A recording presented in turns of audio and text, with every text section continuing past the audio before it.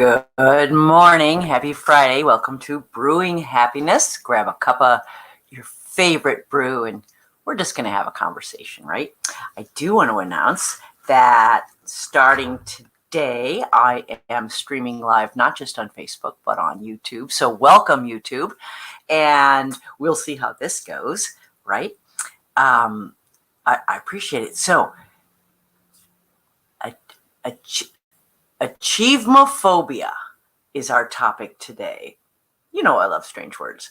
Achievemophobia is the fear of success. Also, what? Huh?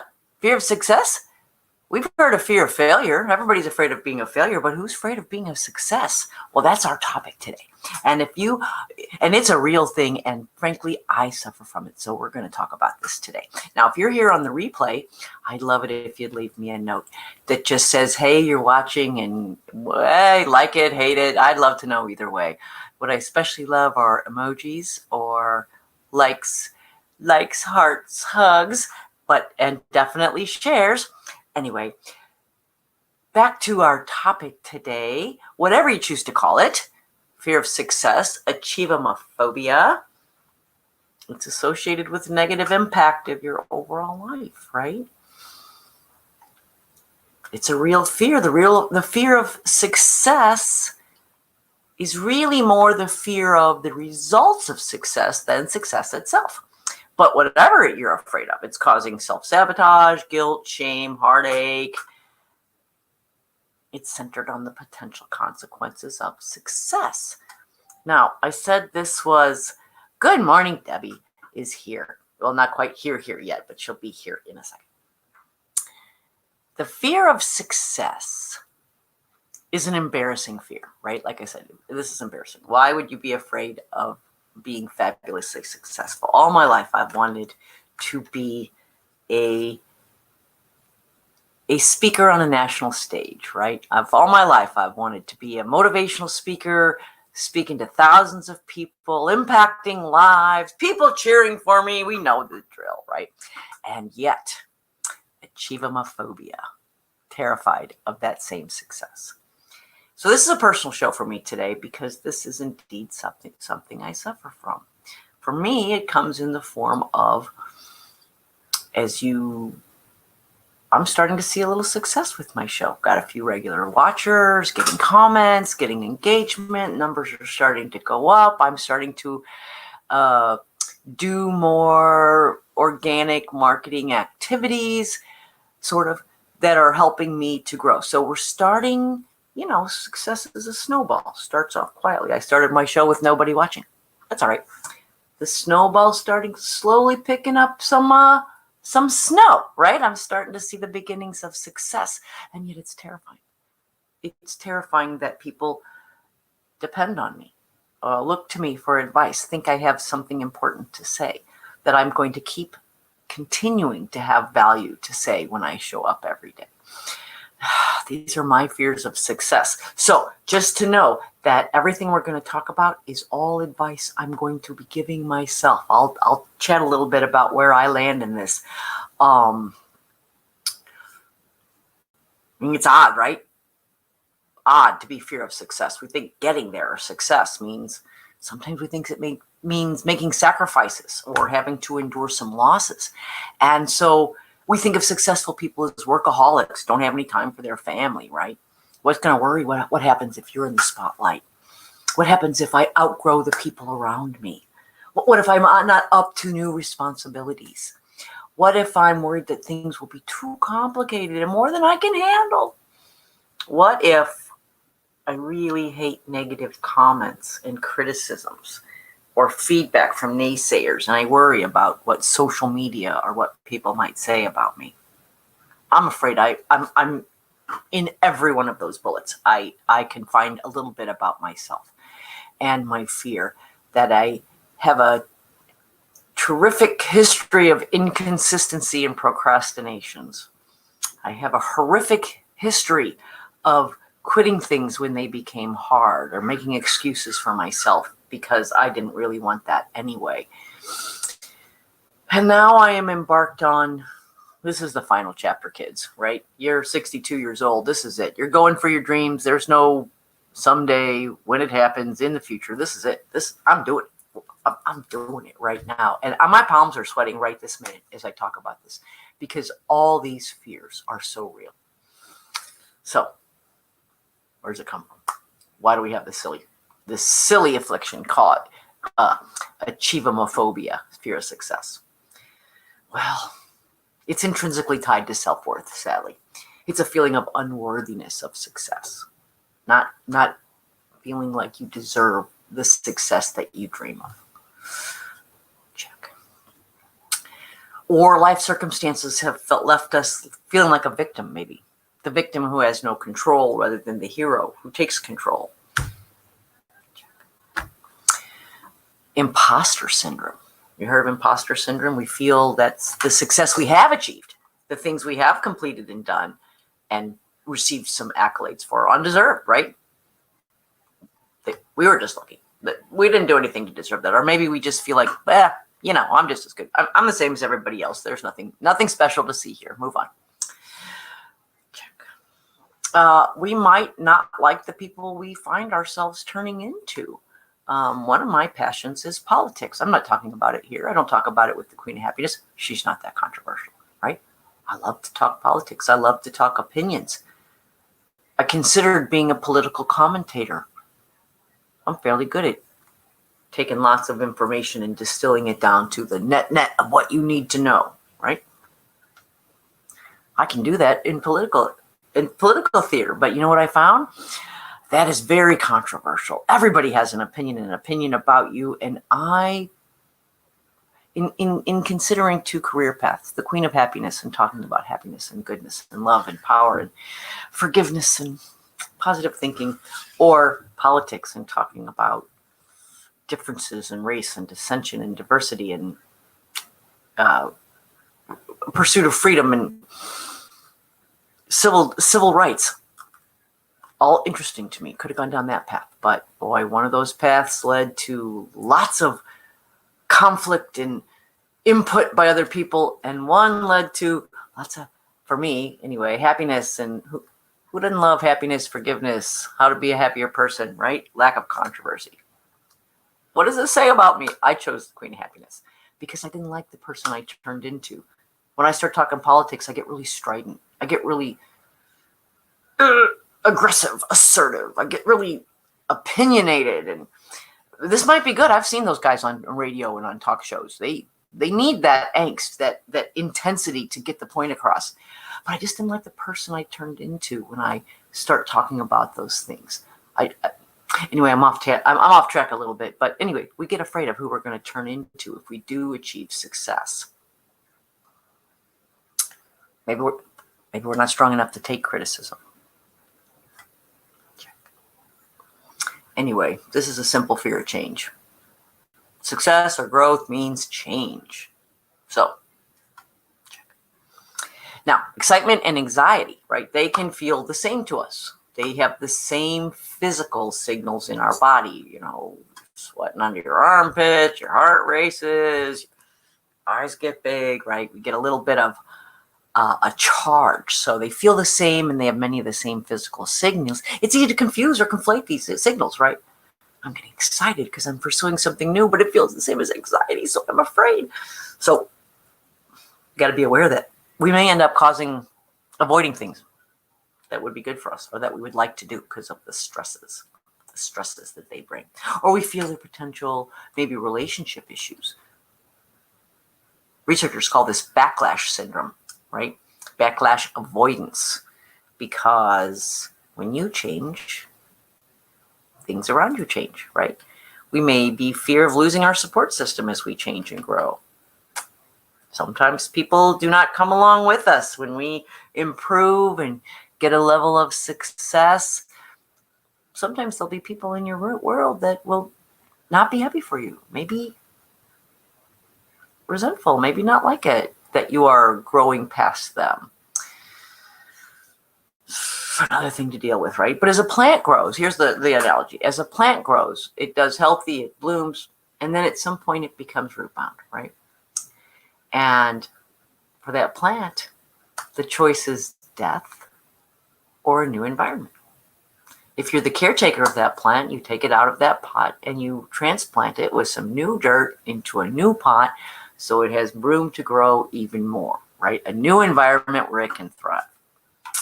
Success means growing, moving, growing. May mean you outgrow people.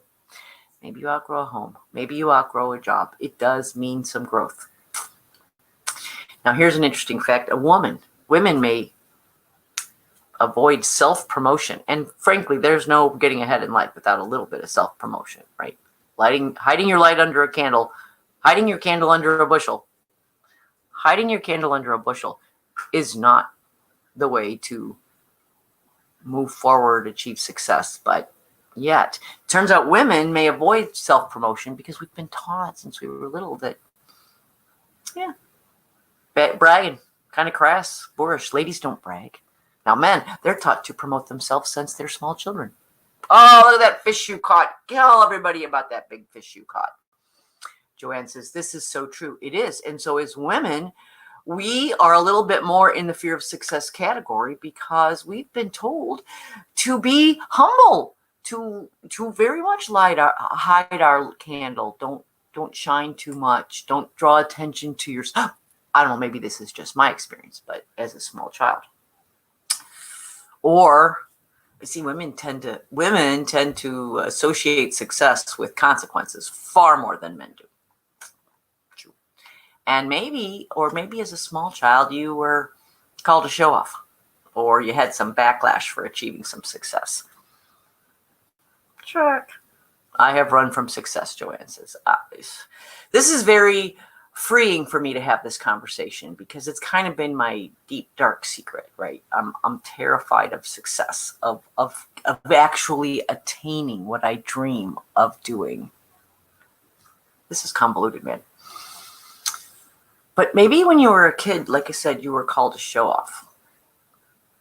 Maybe you got some backlash for twirling around in the living room, drawing attention to yourself. Again, maybe just me. But this leads to fear of doing it again, getting the same results, right? So what are the impacts of this fear of success? How does it impact our life? Well, forget not achieving your dreams, right? Not even trying to accomplish your dreams is even worse.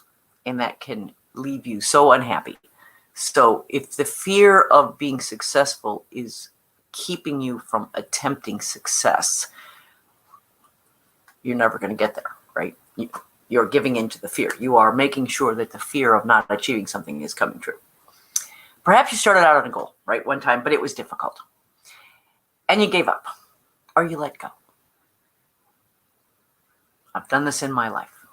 I was on the swim team in high school. I remember being in a race that I was so tired and so not doing well that I sucked in some water and stood up in the middle of the race and had to quit. I don't think I've ever told that story before outside of my high school years, but that was it wasn't a fear of success, but it was a fear of trying, right? The trying was so hard for me that I gave up. I made an excuse. And I've done that a couple times in my life, more than once. So here we have, again, this history of giving up when things get hard. Then you got reduced self-esteem is present here, right? Sometimes we don't give ourselves credit for the skills we have, for the knowledge we've acquired, for the experiences we've had, for the accomplishments we have brought to the world. And yet, again, we're thinking to ourselves, anybody could do that. That wasn't so special. I'm not that great.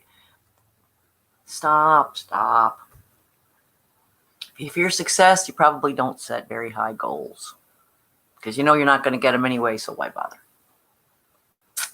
Right? Or you set them, and in the back of your mind, you're thinking, probably not going to achieve this anyway, but yay me, set the goal. All right. Self-sabotage. So then Joanne's talking about I've run from success. This is when we engage in self-sabotage. And this happens when our conscious thoughts are out of sync with our subconscious mind, our unconscious mind, right?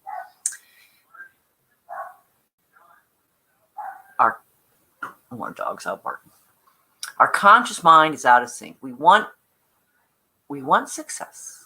Conscious mind dreams of it, but the background is fear, anxiety. You can't do this. You're not worth it. You didn't do anything to stop it.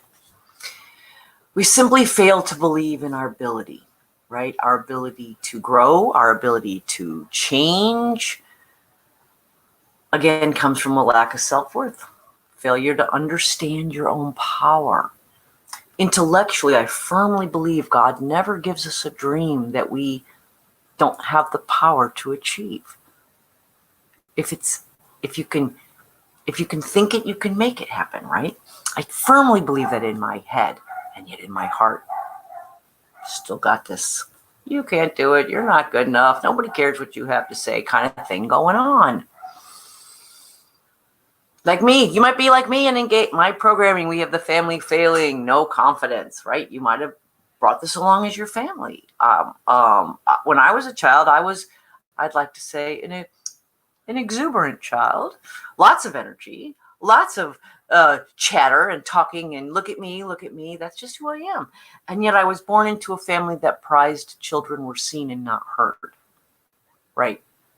You needed to be concerned about everyone else, not yourself. You didn't talk about your successes because that might make someone else who didn't have those successes feel badly. And here I am, right? Still 5 years old, still worried about being successful. Like me, you might be like me. You might engage in what's called inventive ingenuity. If you're really clever, you're a good problem solver, right? An inventive mind, you reshape reality to fit yourself constantly, thinking up emotions, constantly engaging in complex emotional discussions, right? This is a mask. It's a mask of the fear of getting things done. And it also masks the lack of progress because you're very busy. You're very busy solving unimportant problems, thinking about things that don't matter, right? Indulging in emotions that keep you where you are instead of moving forward. I had my own ideas, which did not go down well, says Joanne. Exactly right? You took, here where you were a fledgling free thinker, right? And you threw your ideas out there. Everybody said, what are you doing? You don't know what you're talking about. That's not the way we think around here. What happens? Oh, that didn't go well. I might not try that again. And sometimes as adults, like I said, we are still that small child feeling the horror of our courage put out there, squashed down. Nobody cares what you have to say. Nobody's looking at you. Go sit in the corner and be quiet. That's what children do. Doing the research for this show, I'm telling you, I'm sweating today because it has brought up so many memories of my own childhood and so many flashes of insight of where this fear comes from, right? So if you have this inventive ingenuity, you got to work critically to separate busy work from real and true progress. You might, if you have this fear, you might make half-hearted attempts at success. You might just engage in what we used to call the BAMs, the bare-ass minimums. What's the BAMs that can get done to make this happen? Right? And maybe that's where you live, in what is the little I can do to get by, because anything above that, I start having that fear of somebody's going to notice me. Somebody's going to expect something of me. Somebody's going to look at me and have an expectation that I can't live up to. So I'll just stay down here in the minimum area, right? This is a victim mentality. I tried it. It didn't work.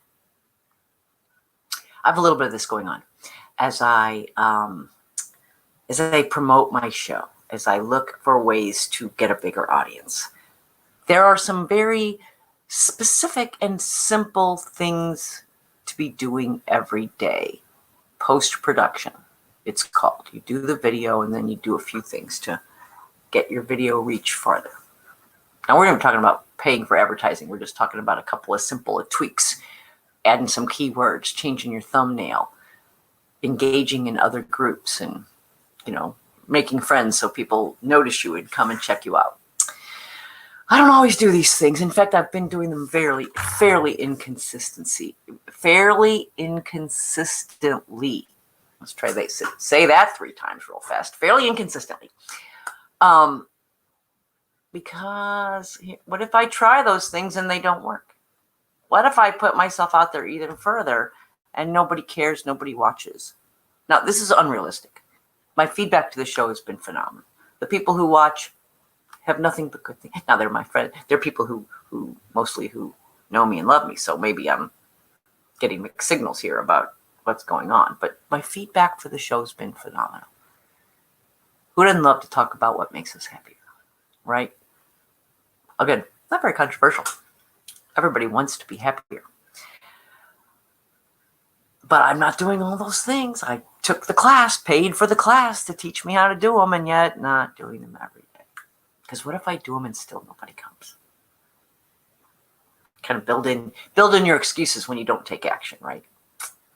Again, let's recognize that this fear is seated in childhood. If your parents were insecure, if they were not supportive of your successes, if they were even sometimes mocking of your successes because of their own insecurities, we start learning to not talk about our successes. In fact, we even learn to be a little ashamed, right? We keep our heads down. We try not to make waves. We pick jobs that are safe and not flashy. We fear the consequences of making a lot of money, but not the money itself. Maybe people will want stuff from us. Once we have whatever it is we wanted, we continue these avoiding behaviors. Maybe we're avoiding things that really we want.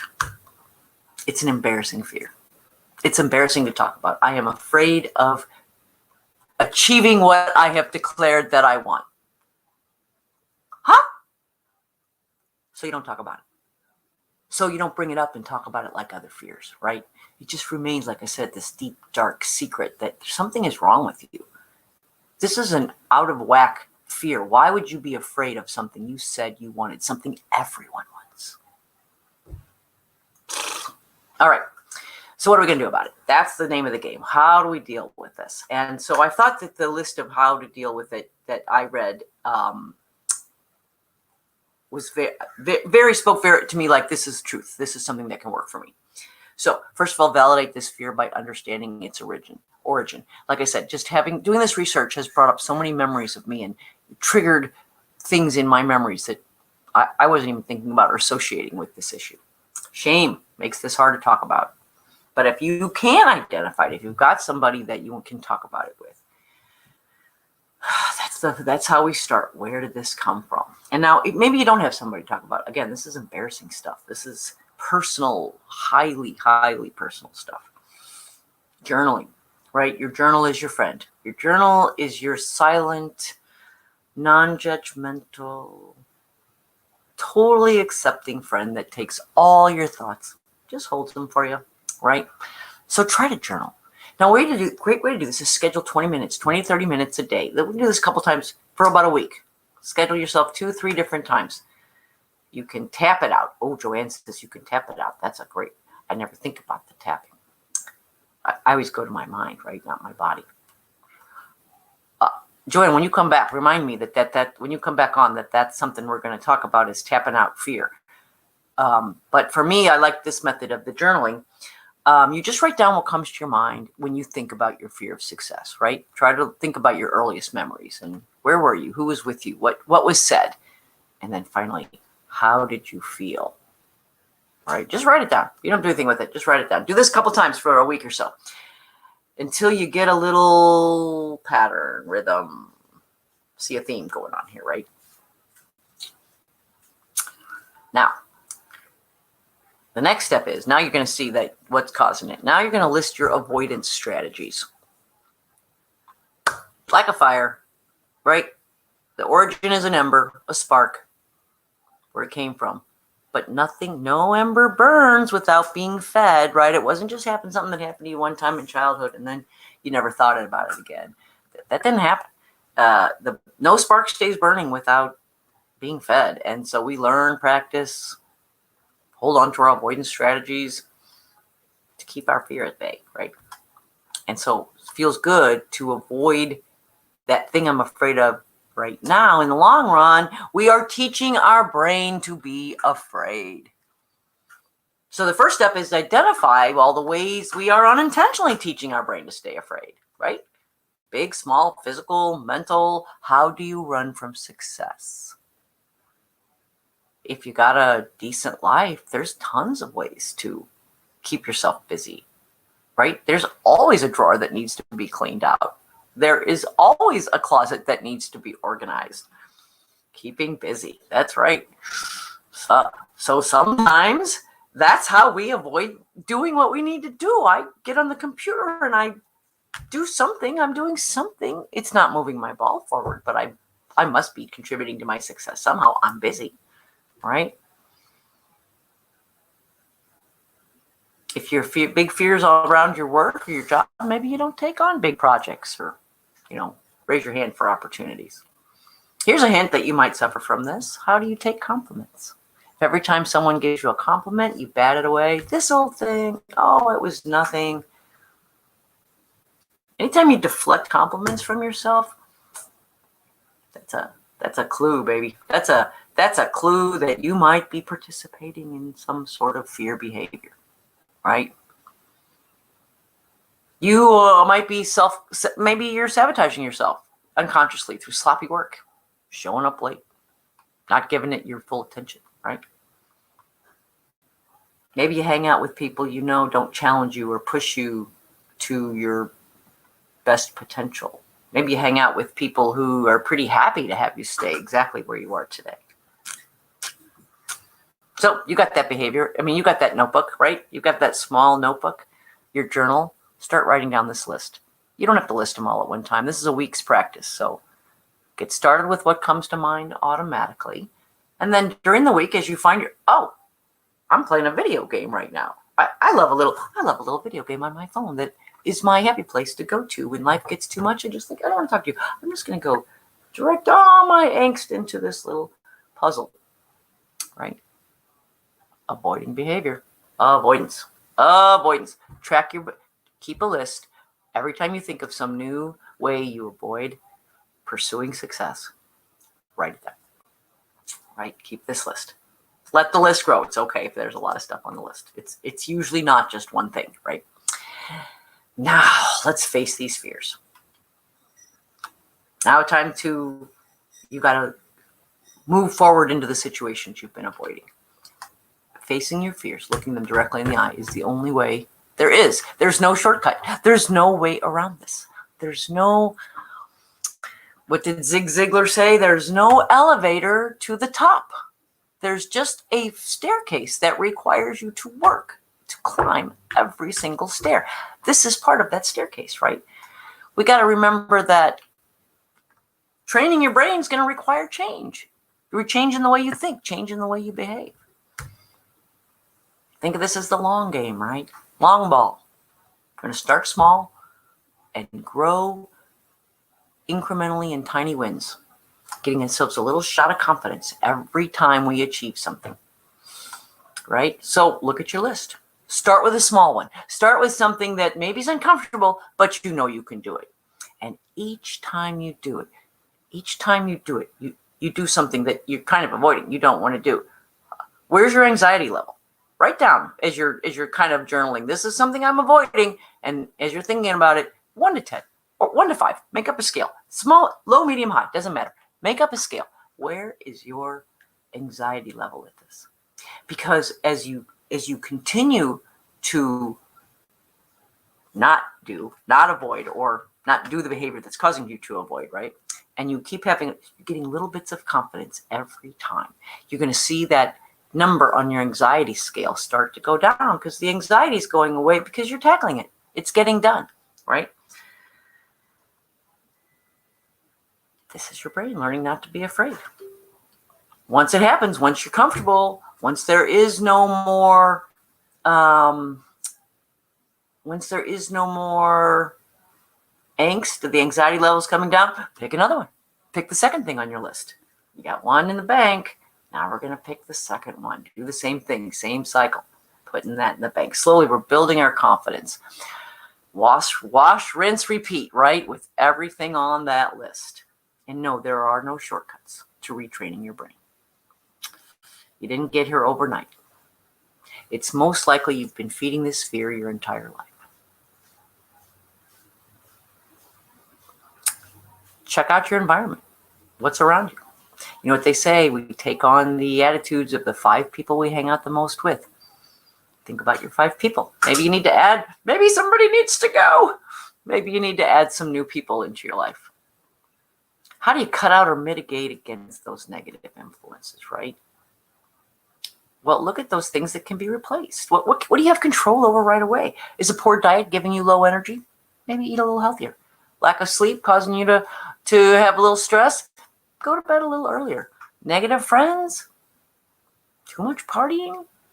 Friends that keep wanting you to come out instead of focusing on work or prepping for the big presentation? Maybe some new friends. Plant yourself somewhere you can thrive. Remember the plant? You are the caretaker of your plant. Maybe you need a new container. So again, this is not about what we do on one day. One day you're feeling lousy and you sit on the couch and you eat ice cream. It's all right. We do it. Everybody does that, right?